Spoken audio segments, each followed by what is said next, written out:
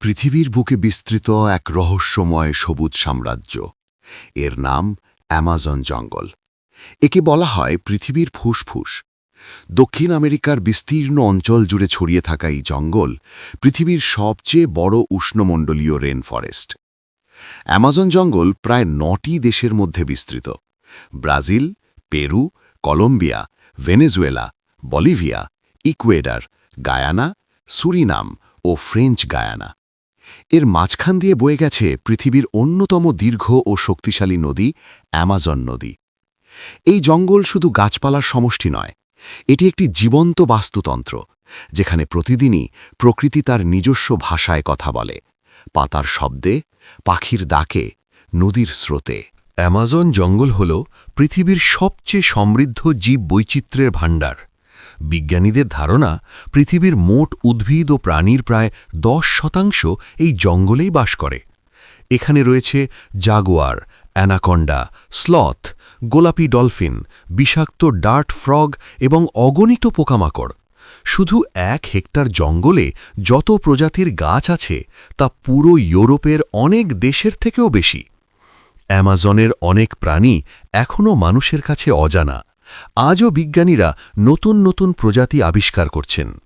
এই জঙ্গল যেন এক জীবন্ত গবেষণাগার, যার প্রতিটি কোণে লুকিয়ে আছে রহস্য। অ্যামাজন জঙ্গল শুধু প্রাণীদের আবাস নয়, এটি হাজার হাজার বছর ধরে বহু আদিবাসী জনগোষ্ঠীর ঘর। এখানে প্রায় 400টির বেশি আদিবাসী গোষ্ঠী বসবাস করে, যাদের অনেকেই আজও আধুনিক সভ্যতা থেকে দূরে। তাদের জীবনযাপন প্রকৃতির সঙ্গে গভীরভাবে যুক্ত।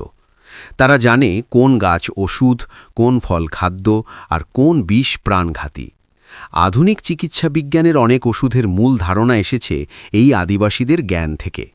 কিন্তু আজ এই সংস্কৃতি হুমকির মুখে, বন উজাড়, অবৈধ খনন ও বহিরাগত হস্তক্ষেপের কারণে।